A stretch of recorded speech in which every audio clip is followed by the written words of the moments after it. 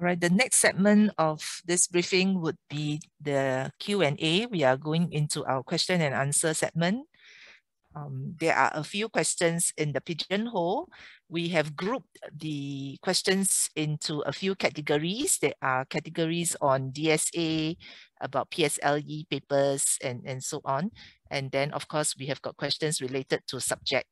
So we shall now look at some of the questions, and to kickstart the Q&A session, we will have Mrs. D'Souza to respond to the questions related to DSA and PSLE papers.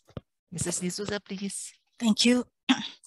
So for this question, you can actually go into the DSA website that is hosted in MOE to find out about the various options that are offered by various schools.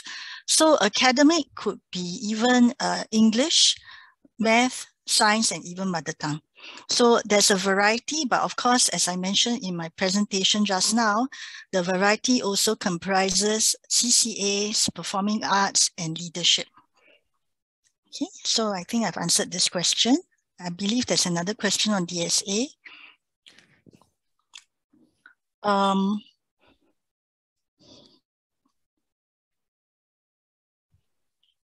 Please hold.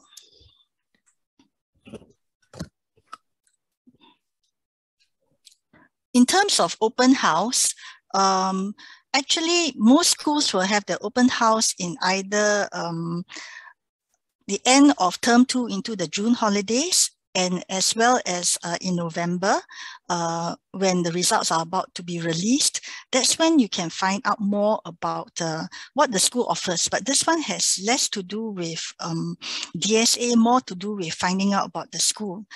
There was also a question about whether you can reject a DSA option. What happens is that should you be interested, you can apply for a maximum of 3 options. And those 3 options can either be from 3 different schools or maybe 2 different schools because you're interested in 2 options in one school. Then you go for, your child goes for an interview or aptitude test, even if, let's say, there are no sports competitions this year, as it was the case last year. Your child, because he's interested to apply for basketball DSA, may be asked to perform certain basketball skills just to show that he or she has the capability. All this information will be assessed by the secondary schools. They will offer shortlisted candidates a DSA option. Okay, the child or you as a family can then decide whether you want to accept or reject that option. Once you log in your acceptance, and this happens before the PSLE results are released, that option holds if your child meets the criteria for admission into that school based on his PSLE results. So in answer to the question about whether you can reject the invitation to exercise your option before PSLE. PSLE results. Once you have exercised the option, when your child gets the PSLE results and he or she meets the criteria of the school, the DSA school, he or she will be posted to that school. There'll be no rejection at that point. Okay, so I think those were the questions. Okay, I think there was also an examination question about what if, unfortunately, as it happened last year, your COVID is still around and your child is actually comes down with COVID. Okay, is there such a thing as a retake? You repeat primary 6. Based on last year's experience, the school will have to be able to share how your child has performed in school-based exams. Okay, and then your child will be given, will actually be posted to a secondary school and a stream, will be posted to, or given a score so that he or she can go to a secondary school and a particular stream that the score qualifies your child for. So there's no such thing as a retake. Internal examinations are very important. Okay, so this is something that you need to take into consideration, but we hope, keep our fingers crossed, parents, we are not as challenged as we were last year when it came to PSLE. Okay. I think the next one to answer the questions will be Mr. Billy. All right, thank you, Ms. D'Souza. All right, there are a few questions pertaining to mathematics subjects. Okay, one of the question is regarding the use of algebra method.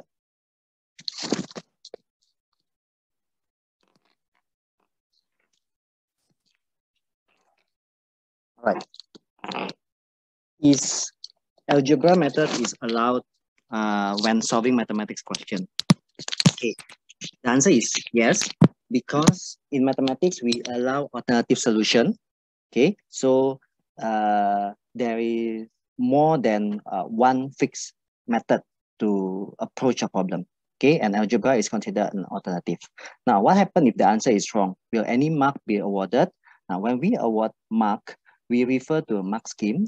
So, for example, some question carry 3 marks, 4 or 5 marks. Now, for these questions, method marks will be awarded when students show correct understanding to certain checkpoints. Okay, and this is usually shown through equations. Now, what happens if there is a calculation error? Now, we check for the steps, whether the method is correct. When the method is correct, method mark will still be awarded, right? So, it works for another different type of alternative solution, be it model method, diagram, and so on, right? There's another question on whether it is necessary to write final statement to conclude the presentation. Now, during exam marking, students won't be penalized for not writing statement. They won't be penalized. Okay, but it is strongly encouraged to write a concise statement. And there are 2 reasons for it. Okay, number 1 is to avoid the possibility of a transfer error, where students actually already get the correct answer, but when they transfer to the answer column, they write a different value. Now, in this case, there is a possibility that students will not get the final mark due to the inaccuracy of the answer. But when there is a statement, concise statement, it shows the intended answer. And when it is clear, the full mark will still be awarded. Okay, so that's the first reason. And the second reason, we want to train students to make sense of their answer. So for example, if the question asks, what is the mass of a book? And then the students write, the mass of a book is 50 and full stop. They actually should ask themselves, what is the unit of measurement? So with that short statement, it will trigger their thinking to check what is the unit of measurement, and it will help them to get the complete answer and therefore the complete marks. Okay. Having said that, the final statement can be a short sentence. It doesn't have to be a long sentence. As long as the intended answer is clear, then it's good enough. I think there's one more question on the need of whether students need additional assessment books or additional lesson. Now, earlier on, as mentioned by Mrs. D'Souza, actually the P6 teachers are conducting supplementary classes on Wednesday and Thursday. So the aim is to complete the syllabus at a faster pace, and therefore we'll have more time to do practice. Okay. Now, in addition, prior to school exam, teachers will also use practice paper from past year paper or exchange paper from other schools. And this is applicable for all subjects, I believe. Now, so while additional practice is important, now we need to take note that students also need to revise their previous work, especially when they made mistake previously. So the students need to learn to reflect and then identify what was the mistake, and then they should try to avoid similar misconception in the future. Okay. Now, in addition, in PSLE, some of the questions can be quite novel and can be slightly different from the drill and practice type, right? So there are the place for drill and practice type, but on the other hand, students also need to apply the correct strategy when they approach a problem in general, especially a more challenging one. So they need to apply the correct strategy. In class, during math lesson, we train the students to always read the question carefully and notate all the key information, okay, underline keywords, and then ask that what is the concept used, and then slowly try to think of a solution or strategy, be it through drawing a model, drawing a diagram, do annotation. Okay, with these, students will be more prepared to answer and solve a more complex mathematics question. Yeah, so in class, we do conduct supplementary class, but at the same time, the student also need to do revision at home and then apply the strategy that they learn from the teacher in class. Okay. Yeah, that would be my question. Now I'll pass the time. Okay, I thought I want to chime in a little bit with regard to whether there is a need to keep practicing. So previously we were brought up with this notion of practice makes perfect. So yes, but practice makes perfect, but there is a second part. You know what you are practicing. So you can practice and practice and practice, but if we don't do the metacognition part, take a step back, what are you practicing for? What concepts are you applying for these series of questions? Then the child will not be able to apply what they have learned in novel questions like what Mr. Billy has mentioned. All right, so while there is a place to practice, there is also a need for the child to take a step back and ask themselves, what is it that I'm practicing this for? What concepts am I applying? And once the child is very clear with the concepts learned, then they will be able to apply it in novel questions, in questions with a context that they have never seen before. All right, so there is more than just practicing and making it perfect in that sense. All right, we have another question that is related to oral, and I will have Ms. Fong to answer that.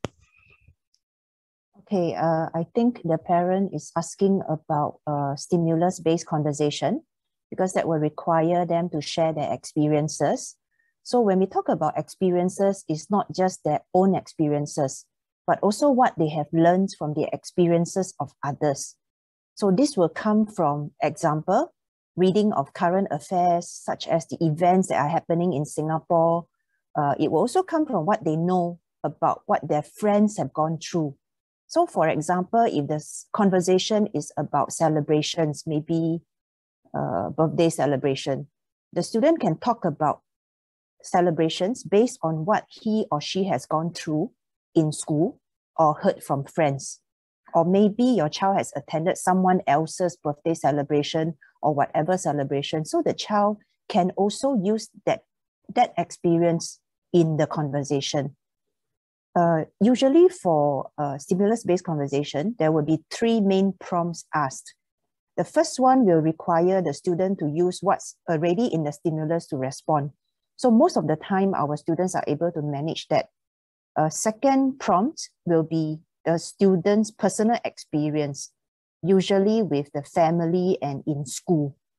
So again, we find that our students are able to manage that as well. The third one will go beyond the school, meaning they should know what's happening in the community and even the country. So if your child knows what is happening in Singapore, he or she should be able to share some insights. And also because it's stimulus-based conversation, it's a conversation. So it's not a one-way communication where your child has to think on the spot and try to talk as much as possible. It's not like that. But the examiner will ask questions to help your child to think of what to say next. And usually, so far from so many years of experience, our students are able to manage stimulus-based conversation, especially when we have a lot of practices prior to assessment. And these practices didn't just start this year. It started way from actually primary 1. Primary 1, they are already doing picture conversation. Yeah, so definitely our teachers will equip your child with the necessary skills and strategies to overcome this stimulus-based conversation. Yeah, thank you.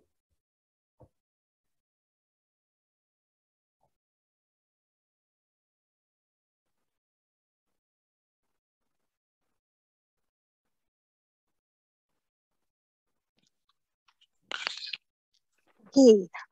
Okay, there's a parent who asked, besides textbook materials, how can I help to better support my child's learning of science?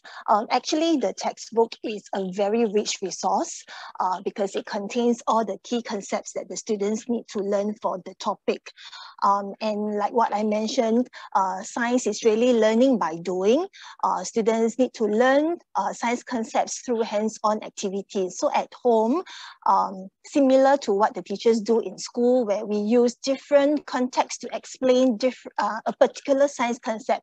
For example, like for the concept of evaporation and condensation, the teachers will use different scenarios to explain this particular concept. So at home, parents can actually use the things around in the house to talk about science concepts. Science is everywhere. So, you know, for example, for boiling, you know, you can get your child to explain the concept of boiling, and this will help them to recall the concepts and apply their learning. So this is one way parents can support the learning of science at home. And in school, besides doing experiments and hands-on activities, the students are often engaged in classroom discussions about things around them. So at home, it would also be good for parents to engage the students in such a discussion. And students also do take down notes or mind maps in their biology book. So this is actually a very good resource where students can revise their notes at home for the topics that they have learned in the previous years from P3 to P5. It would be good for the students to actually make their notes again in the form of mind map or concept map as they prepare for PSLE.